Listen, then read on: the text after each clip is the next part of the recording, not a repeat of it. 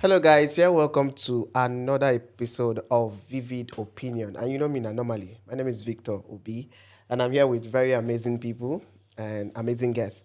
But before then, do you actually know that that was in 2017, over 17 million Nigerians actually living outside of Nigeria? And I say that like we account for almost about 2% of the people, Africans in diaspora and people around the world. Then in the sub-Sahara alone, we are like the Baba when it comes to... In fact, somebody told me that if you go to anywhere in this world and you don't see a Nigerian, then probably you are not in the world. So I have one of the... I don't know, should I even say Japaists? You know, there's this notion of... There's a Nigerian phrase where they say, the guy don't Japa. It means that the person is abroad. So there's always this phrase of Japa. So I'm like, I formulated my own word, Japaist. That's for people that have Japan. All right, and we have a wonderful, beautiful lady here, Dr. Cynthia with us. She's one of the Japanists, my English. One of the people that has been abroad. You know, so again, as they tell look, people don't go abroad normally. And we also have, you know him now, normal guy, Mr. Fred. Mr. Fred is also in today's episode. Mr. Fred, say hi to the guy. Hello, everybody. Welcome to Vivid Opinion once again. So now two of us going to throw the question, and two of us going to talk to her, having a conversation with Dr. Cynthia. So Dr. Cynthia, let's meet you. Where have you been to? Let's first of all know where you have been to, and then let's also meet you. Okay. Hi, everyone. My name is Dr. Cynthia Mokaro. Fred here is my first cousin. It's been a long time, actually, since I have seen him. Yeah, for like 25 years. Yeah, it has been 25 years. Wow. I last saw him at one of our Christmases at Grandma. Yeah. Back in Benin. Yeah. So it's really a pleasure to reacquaint with my cousin. It is a pleasure to be back home. Although I was just in Nigeria 6 months ago, so it's not like I've been gone for too long. So it's my second time visiting Lekki. Okay. So I first visited, I believe, in 2019. Okay. That was also a very fun trip at that time. This current visit, I had visited Abuja, so we landed through Abuja, and then we came to Lagos. Okay, that's nice. Which country are you actually coming from? So I reside in the United States. Okay, United States. Okay. Yes. In fact, that's where they say there's like over the higher percentage of Africans in the US. All right. So I want to understand. You said you were in Nigeria in 2019. I was in Lagos. Lagos, yeah, particularly. Mm-hmm. You know, normally I tell people that if you are saying you have been to Nigeria, you haven't been to Lagos. I don't know if you have been to Nigeria at all. Even if for this traffic alone. So, but between there, because Nigeria has this, there's always this changing phases. You understand? If you travel out, or if you just live where you are used to, after a while, you come back. There's always like a whole lot of changes that you tend to experience. So what change have you seen, from, let's say, from the first time you left Nigeria and when you came back in 2019? So my first visit to Nigeria, that was in 2008. Okay. Yeah. So I would say in comparison to 2008, there's been a lot of development in terms of my subsequent visits since then. Okay. You are right in terms of like the traffic. It was sort of surprising that this time around, we haven't encountered a lot of traffic in our fuel visits. is expensive now. I heard. Everybody's So adjusting. everybody's adjusting. I do see the adjustments. I see it in the roads. I see that So if our drive from the airport to the port was very smooth. There was not that much traffic. In previous visits, I've encountered the bumper to bumper, right? Taking hours to go from one location to another. I was joking with him that on one of my visits, so I had to take, that was before I started flying between Lagos to Benin. We had to leave at a very early morning, like around 5 a.m. To start our journey to Benin. And literally at that time, there was already traffic. Okay. So it was very surprising to come, like we're traveling around 10 o'clock, there's no traffic on the roads of Lagos. So I think I do feel the difference I do see the difference, and I do understand in terms of the struggle that is Yeah. going on. And I even was letting him know in terms of observation, not that there's not much traffic, even the types of cars on the roads are very different Yes, also. yes. So you don't see a lot of the older vehicles on the roads that you typically will see. Yeah. Even the hair smells different. Typically, I remember on one of my very first visit, you step out of the airport, the first thing you smell is the diesel smell in the air. I don't think I've smelled a lot of hair pollution lately, or at least in the last few days that I've been around. So you do. So just those sort of differences I've noticed in the last few days. But in comparison to when I left Nigeria in 1997, there's been a lot of growth. Even I was just talking to my cousin that compared to when I first visited, even in 2019, I stayed in Lekki at that time. And compared to today, there's a difference. Like it feels more populated than it was then. Yeah. There's more. It feels more crowded a little bit now. Yeah. I feel like it's easier for me to even like ambulate or like walk around the neighborhoods Yes. compared Yes. to then. They were like when I visited, it was just 4 years ago. But there was not that many people on the road. There was not that many businesses around, or maybe it was just the area that I was in at that time. But compared to today, we went on a walk, and it feels a little bit like okay, I was in a community, Yeah. or like I was in a very mobile community, as Of course, opposed to especially in Lagos, I Lekki think area. the whole migration stuff, even me, I was in the mainland before. Yeah. So the whole migration stuff started immediately after the COVID. Yeah. So a lot of people saw reason why are they living so far away from their homes, staying on the mainland, staying on the mainland, working on the island. So that was my case. And most of my clients were on the island. So I like, why am I staying on the mainland? You got to move. Because at the time I fell sick and like twice or thrice, like I think this is stress. This is not just because maybe because of malaria and all of that. So I have to decide for my. I think a whole lot of people had that shift to like that stress level fatigue. When during that COVID period, it gave a lot of people time to think about their life properly, like what they are Arrange doing. themselves. You understand? Plan well, as in a lot of us started having a rethink the way we do things and all of that. So I think that's what actually happened after COVID. I think you're actually right, because back then places like Jack on Day, Yes. there was no There law was of no, like, traffic and and all crowd. that. Yeah, Crowd and there- all that. there But was all of a very sudden, close.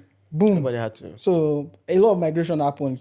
That's what comes with maybe when you have those kind of pandemic and all that, Yes. people tend to move from one certain location to another. So like, okay, this place is not favoring me anymore. I think I should move somewhere else. And it even affected a lot of churches and lights, Yes, they all because they're moved here. losing members and all of that.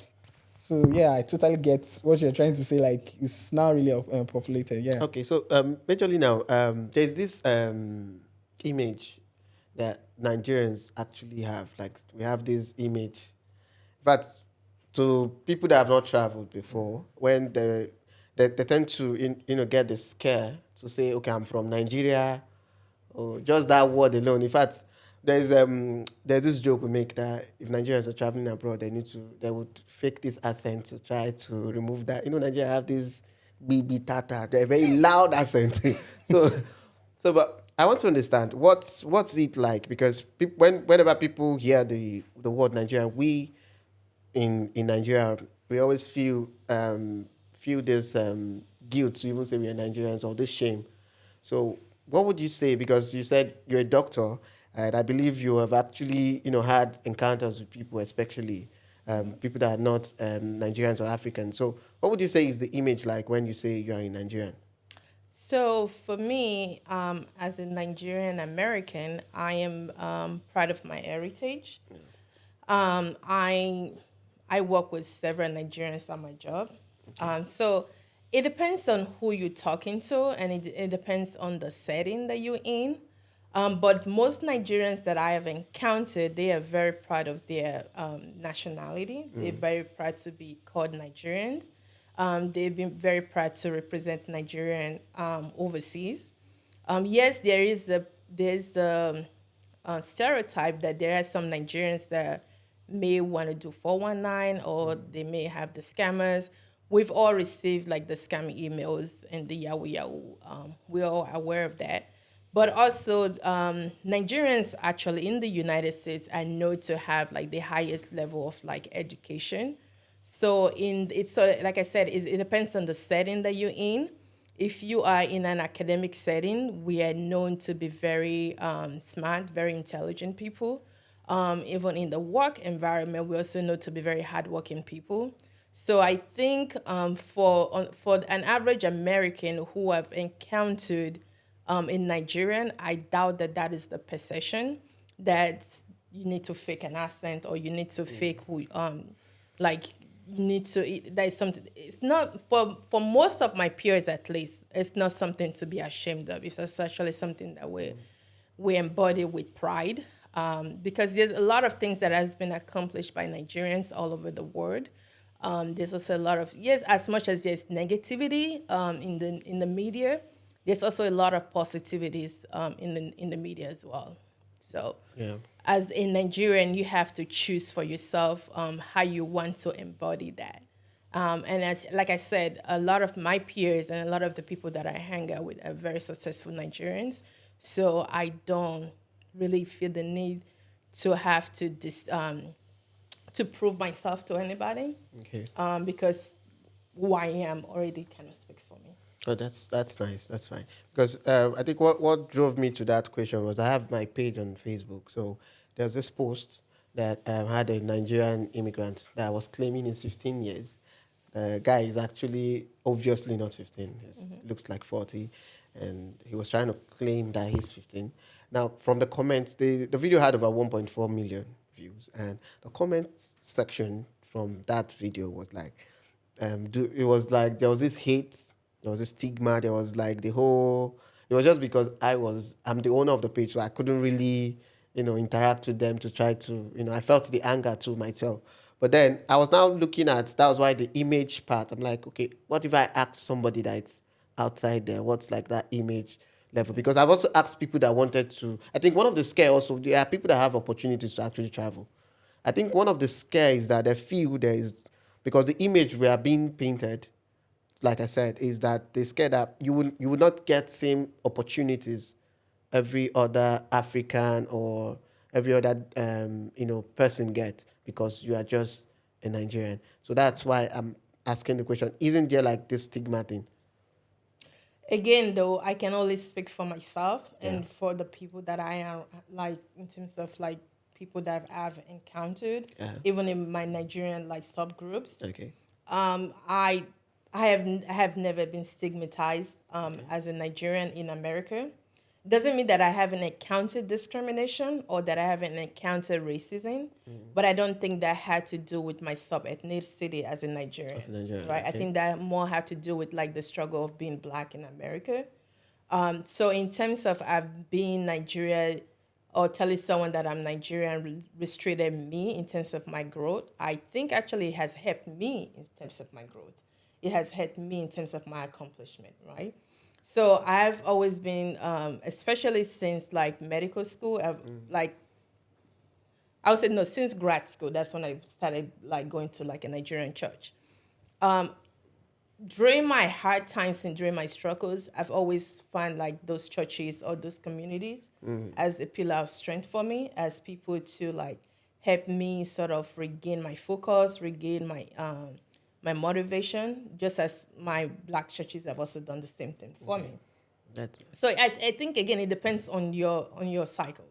It depends on the people that you're connecting yourself with. It depends on your network. Even like now, we're in the state that I live in, like a lot of the Nigerians that I know, even be it at work or in my social clubs or at my churches, I don't think personally I know anyone that lives like overseas that would say that they were discriminated because they were Nigerian.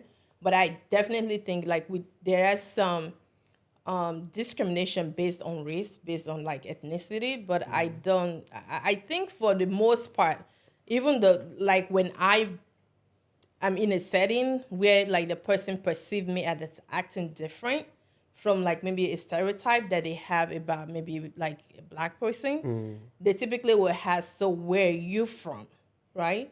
And then when I tell them I'm Nigeria, they're like, oh, I knew that. I either thought you were either Nigerian or Jamaican, because sometimes my accent may be more like British a little bit, depending on what word I'm pronouncing.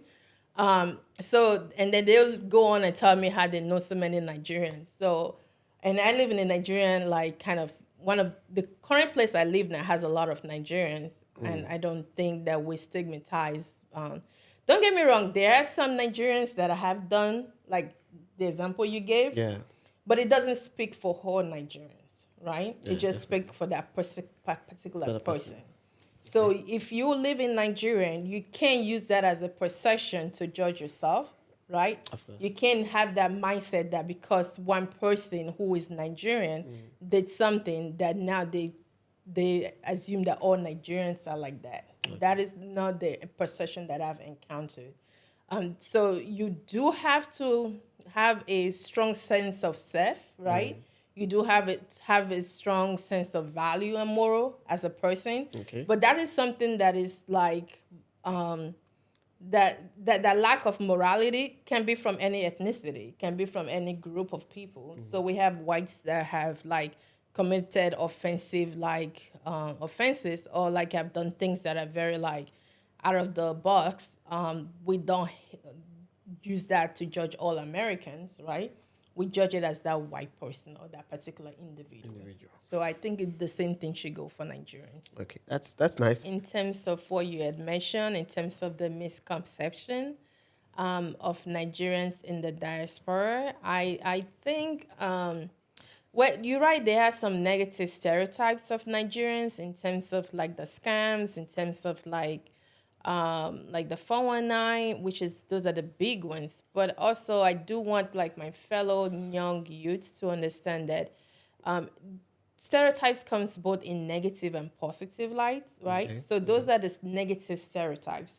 But also Nigerians are also very well known to be very hardworking, and they're known to be business savvy people. A lot of like home health agencies in the US, a good portion of Nigerians own some of those companies. All right, so they're known to come to the Western world to like take advantage of opportunities. It's not very hard to find a Nigerian who's a mom, who's like in school, who's like working full time, so trying to manage it all at the same time. So we do have, yes, there's negative stereotypes about Nigerians, but there are also very strong positive stereotypes as well. And I think for the youth, I would want them to take that into considerations and not use it as a barrier to elevate themselves, to go for opportunities that they think may be viable to like their future. So, and you as an individual have to decide which part of the coin do you want to be. Do you want to reinforce, do you want to embody the negative stereotypes, or do you want to embody the positive stereotypes? So you can choose, right? You have a choice as an individual.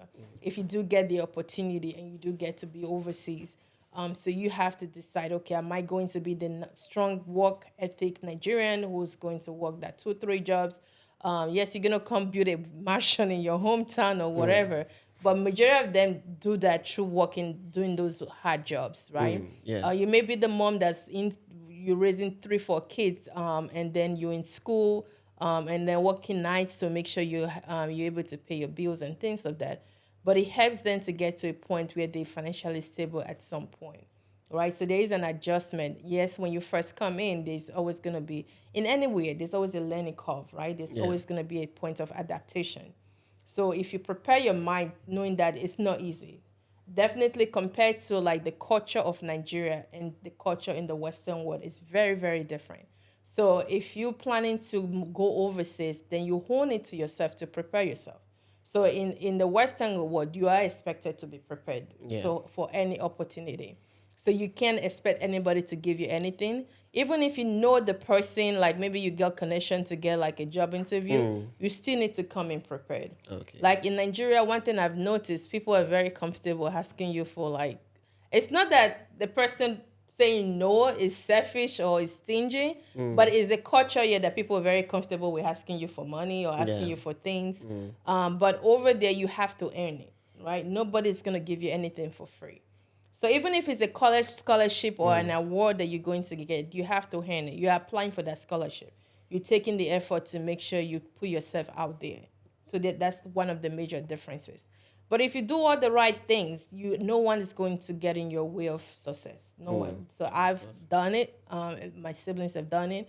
I know a lot of friends and peers who have moved overseas, taking advantage of the opportunities presented to them, and make the best out of it.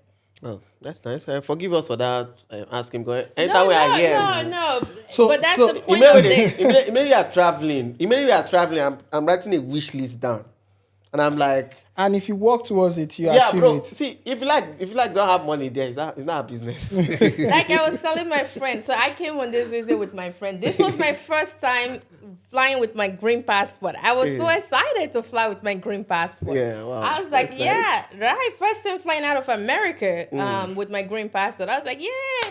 I went to the counter to check in. I had my so one of my older passports, I have a Nigerian visa on it. And then when I came last year, that's when I completed my process to get my Nigerian passport. So she was like, oh, no, I like the lady that checked me and even said, I like the Nigerian passport. Give me that one. So I had to use my Nigerian passport to come home. So, and I took great pride in doing that. Yeah, of course, yeah, if there's while I come, I will switch back. You will switch the I passport. will switch back. I will say, okay, here's my blue ballot. Let me go home. Okay, let's But both are homes to me Yeah. now. So I feel it's a privilege to be able to have that, to be able to be a citizen of both countries, so represent both countries well. That's my goal, right? So if I'm in America and I'm representing Nigeria, I want to make sure that I'm representing Nigeria in the best light, Oh, that's right? nice. I want to make sure that my efforts and my behaviors speak well of my country, right? that's Because nice. everyone else that sees me, they sees me as a Nigerian first, right? Because when I have that very long name, that's no one has come in You won't contact with. believe that. Ever since I've not really. He doesn't even pronounce- know my Call first her. name. The first full name. Call the name. So I can't even pronounce the name. No, like try. so it's the abbreviation I can pronounce, which Yeah, is it's my SC. nickname, so that's why. Oh, wow. Yeah, I But grew if up- you see, I said, so your name is this long. Like I just saw I the know name. Benin people to have like very. No, my name is not that long, but Very when I saw long. her own, I knew that my own is not long at all.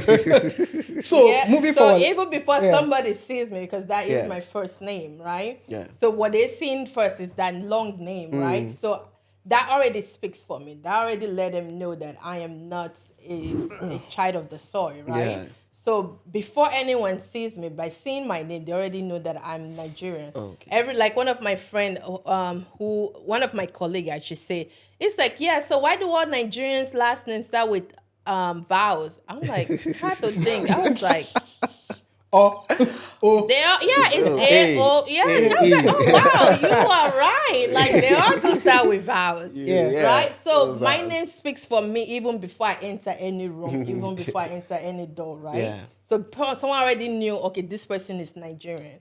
So, even before they see me, even before they hear me, right? So, once I go in there, then I have to represent myself as a Nigerian. of course. But then when I come to Nigeria, everyone sees me as an American because my voice is different, my accent is different, my skin color, right? One day, even though I still speak my native language, I remember I was in a New Benin market. I was trying to like trade with this lady. Like, okay, I was speaking my language, like speaking like though correct, like which I'm still fluent in. And after a while, she's like, based on your skin tone, I don't think you live in this country.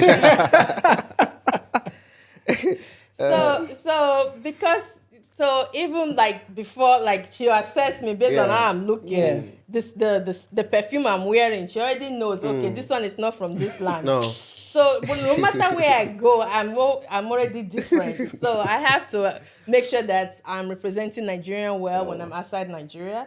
But when I'm outside the US, I also have to make sure I'm representing the United States to the best of my abilities. That's nice. So moving forward, let's come back to Nigeria. Like you went to Badagry and you were taken on a tour to have an experience and how the whole transatlantic slave trade happened and all that. So I would like you to, because I saw your face when we were going on that tour, like you felt different from what the narrative you've been hearing about the old transatlantic slave trade. So I would like you to throw more light on that. Yeah, I think that goes hand in hand with like in terms of narratives, right? So just like based on the question that you asked, that was a narrative that was based on one perspective, right? So and that was the Nigerian person in Nigerian perspective. But as a Nigerian overseas, my experience or my reality was different. It's the same thing in terms of the transatlantic slave trade, right? Yeah. So even when I was in Nigeria, I left when I was in SS3. And I don't remember any of my history lessons at that time, although I was in the science class. So I don't remember us talking so much about it much when I was growing up or when I was schooling in Nigeria. So when I went to the US, I didn't have much in terms of knowledge about it or a full understanding about it. Even with all my education over there, I still didn't fully understand it, right? In terms of the overall consequence of like the impact of that on the person whose generations or whose heritage is based on that, right? So when I looked at my co-African, like Black Americans who are African Americans or who are Africans, right? There's this strong divide between like the Africans and the African American, or which I think maybe based on narratives that has been passed on to us, right? Majority of us learn about slavery based on like what we read in schools, maybe in America, right? Or maybe that was the first time some of us even became aware of it. Or even the repercussions of it, or things that have happened as a result of it over time. So for me, I was a victim of that one-sided narrative, right? Where it was limited to the Eurocentric viewpoints of what the slave trade was. Yeah. So the awareness that I didn't understand the full picture came actually recently, right? Because I'm working on a project over there that so I'm currently in school, even though I'm a doctor already, and where I'm getting a new degree, and it's focused on narrative medicine. It's the storytelling and people's like histories and experiences and how that affect your health, right? Okay. And so in considering like in terms of as a Black woman who's a physician, wanting to understand head disparity a little bit more, trying to figure out, okay, what is my place in terms of addressing this issue, right? That's what helped me. So in trying to understand that disparity, it helped me to realize in terms of some of the systemic issues that have contributed to it and how for Black people, as slavery or colonization is a big part of like the disparities that we see. Yeah. So even in terms of our accomplishment thus far, in terms of material accomplishment, we have done well as a people, right? We have done, like looking at like Nigerian today compared to Nigeria that I left 25 years ago, there's been a great deal of improvements, there's been a great deal of growth, right? The roads, like I was even like I went to in Abuja, almost everywhere. This is my third trip to Abuja. Everywhere is like tied. I don't see like the poor roads that you may see in those states, right? Even in the emerging communities where like there's a lot of developments, but the roads are still well like tied and it's very accessible. So that brought me back home in terms of trying to understand while we have accomplished a lot in terms of materialism, but there's a lot that has yet to be accomplished in terms of psychologically, right? Yeah. So and to fully understand that psychological, spiritual aspects of it, we have to go back to understand history. We have to go back to understand the origin of the issue. And I think in my interaction more lately with like my peers and my African American colleagues and people that have come in contact with in the different conferences that I've attended, I realized even that I didn't understand it. right? I didn't truly understand their pain. I didn't truly understand their suffering. I didn't understand it well enough um, to, to be compassionate, right? Um, to provide the needed empathy that I needed to provide, right? It's easy to say get over it, but if you don't, what if you don't understand what you're telling them to get over it? Why do you think you have the right to say so, right? So, and I think in my effort to get to have a better understanding, right, I started to do more reading. And so I was even like, it was just recently that I found out that like a place like Badagry existed in Nigeria. I was born here. Okay, is it I've been when we to- were chatting? No, or no. before then. Oh yeah, because you did bring it up for me to go visit. Let me Yeah. think. Was that when I found out that there was a place like that? It may be. It may be. Because when I mentioned it, it's like, okay, let me check it out. I'm like, Yeah. whoa, I think I want to visit it because I showed you some other, but like all of a sudden you were like, particularly about Badagry, like, can we still make the Badagry? So like I said, I've been on this spiritual journey in this particular year, right? And I knew I needed to come to Nigeria, right? I told my friend I came with, like, okay, I have all these business ideas that I'm working on, so maybe I may go to Nigeria for a business trip, right? So it was when you brought it up that I was like, oh, maybe this is why God wants me to go to Nigeria in this particular time. Because I didn't have to request the week off. The week off was like my schedule just worked out and I had the time off. So I was like, okay, maybe this is the point. Maybe this is the reason for this particular visit, to go to this particular town to see what it is about, to see the origin of the story. And now that I've come, now that I've experienced it, now that I have a new perspective on the story, I think, like I said, like I didn't understand it well enough to be that compassionate. It wasn't that I wasn't compassionate or wasn't empathetic, but I think my empathy wasn't complete, right? It wasn't. It was premature to some extent, right? So now I feel like I have a better understanding. I don't think it's still full in terms of like, because I can never truly be empathetic because my forefathers didn't go through what their forefathers went through. But I know better now. I understand it better now to say, okay, this is what happened. How can we focus on healing, right? Because that's what I feel like I'm called to be a part of, right? Yeah.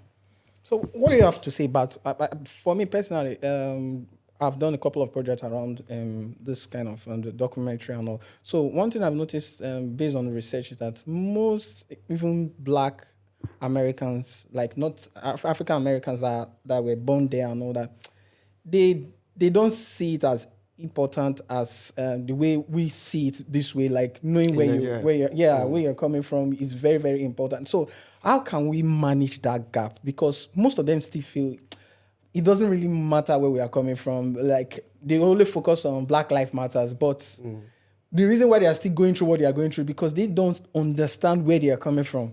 So I'm wondering, is there a possible way those gaps can be closed and let them know the importance of knowing where they come from? So what you said now has 2 points, right? Yeah. And it's based on whose perspective. I think to make the assumption that they don't know where they're coming from is inaccurate, right? So when you say, or maybe my interpretation of it or comprehension is maybe it was inaccurate. Yeah. When you say they don't know where they're coming from, do you mean like they haven't visited Africa or they don't know that they're from Africa? Generally, I think what he's trying to say, because generally, personally, in schools in Africa, Nigeria, for instance, they don't actually have the history the way it was years back, right? In fact, they don't. In fact, my younger ones don't even know. Don't even know about this. I don't know the reason, but hardly would you tell them. Do you know about the history of whether the black slaves? Do you know about King Daniel? They're not interested. Do you know about not even being interested? But I think it was a debate because they stopped history actually in schools. Yeah, it was not like compulsory anymore to have it in schools. So Somehow subconsciously there's they like this gap became already. they were not They interested are not anymore. now nonchalant So about it, like So it's like what more like a happened, fairy tale story. Yeah. It's not like it's something that happened. So like there's this wide gap, and I think it's intentional actually.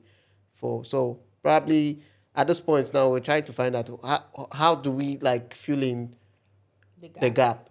Yeah, because it has to be told. The stories has to be told. Because right now the narrative actually in a way hasn't really changed. As then there's still stereotype, there's still racism, there's still a lot that's still going on. So what do you think? So in terms of the story being told, right? So, like for example, in my growing Sorry up, to cut you. There's another opinion that we are overflogging this issue. Why is this so important? Yeah. There's another school of thought like it's not important. We are overflogging it. Why are we so particular They about even it? talking about it might, get the younger generations to get, hatred over the Western community, this hate and all that. And people are like, you actually need to say it because that's one of the reasons why they're saying the history is not being, taught in school. So So if the perception of like understanding where you come from is that is going to trigger hatred, I think that means you're limiting people's comprehension skills, right? So if you're saying that, so you're saying that people don't have the ability to critically analyze or critically think enough for them to judge or make a conclusion for themselves, that would be that's putting a blank statement, right? Yeah. So, for example, for me, I think a child will get to a point that they will want to know. Like like I've mentioned, I'm from Edo, right? Yeah. I'm from Edo State. When I went to the U.S., you're right, but in the U.S., you have civic is part of the requirement. You can't finish high school. Even though I went to the U.S., I was almost done with like high school in Nigeria when I went to the U.S. But because I haven't had my histories, I had to take a year back to catch up, right? To do the civic history, to do the history requirement before I could graduate high school. Yeah. Right? So over there, it is a requirement. You can't just like jump ship and not know where the history of your country. If you don't know the history of your country, how can you truly be patriotic? Yeah. Right? But in terms of filling in the, like for example, in Edo State, right? When I was growing up, we were taught a little bit, but not so much. And I became very involved in my adult community in the U.S. because of my interest in learning about myself. And I think at that point, knowing where you come from is going to, when you having, when trying to figure out your identity, right? That's where it's going to be very important to understand your cultural background, your historical background, right? Because that will help to forge who you are as a person. So that way you can understand who you can become as a person, right? Yeah. So like I've said earlier, like being part of the Nigerian community does help me in terms of when I'm going through hardships. Because when I remember, like, I'm Nigeria, we're very resilient. We don't. We are really resilient too. Anywhere we go, we always So represent. when I'm having a bad day, I would first of all think, okay, how will a Nigerian really handle this, right? And then I remember, okay, I may either pray, go to church, or call somebody, or maybe let's just go party. And then by the time I release that energy, right, I will feel better and regain my focus, right? Or like, for example, my great-grandfather was a warrior. So I'm like, innately in me is the spirit of fighting. So I always go back. That's why it's important to know your history, right? For me, it has helped me in challenging times to help me navigate, like in terms of issues that have arisen. So in terms of, okay, how do we fill the gap? So I think we have to assess the need first, right? To assess, okay, what really is the gap? Is it there is a gap of interest? Is it access that is the gap, or is it lack of interest, right? So is it that people don't even have the resources? Like, do we actually, if somebody wanted to know more about Nigeria, is there like a website that they can go to that is actually valid information, information that we know that is accurate? It's not just somebody's blog that is like full of inaccuracies. Yeah. They're just trying to get like a few clicks. Yeah.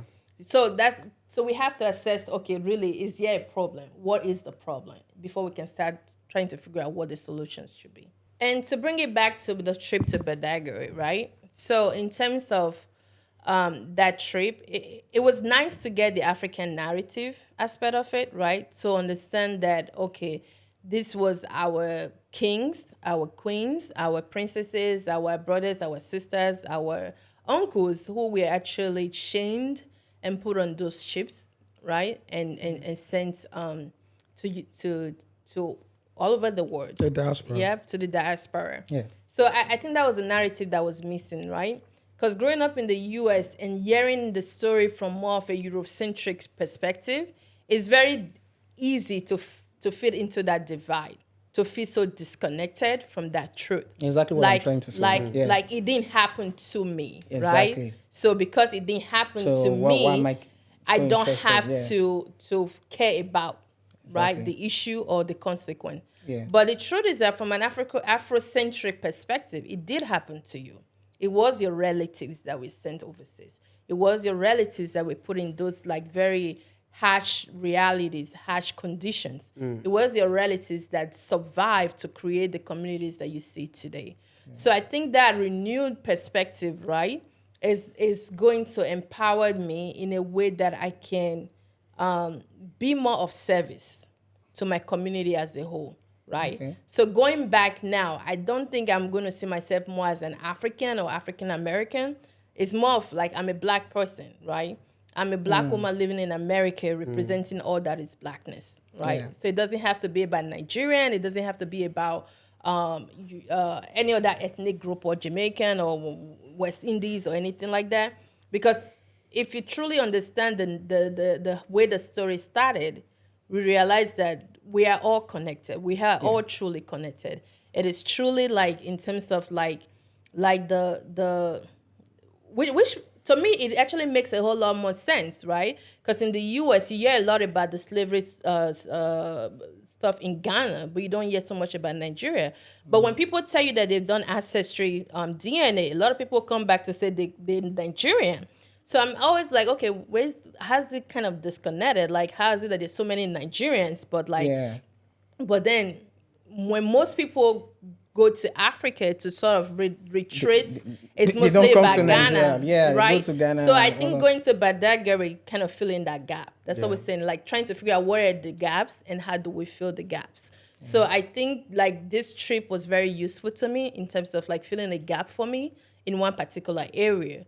But I'm hoping that as I continue to understand the story, it will help me to become a better physician.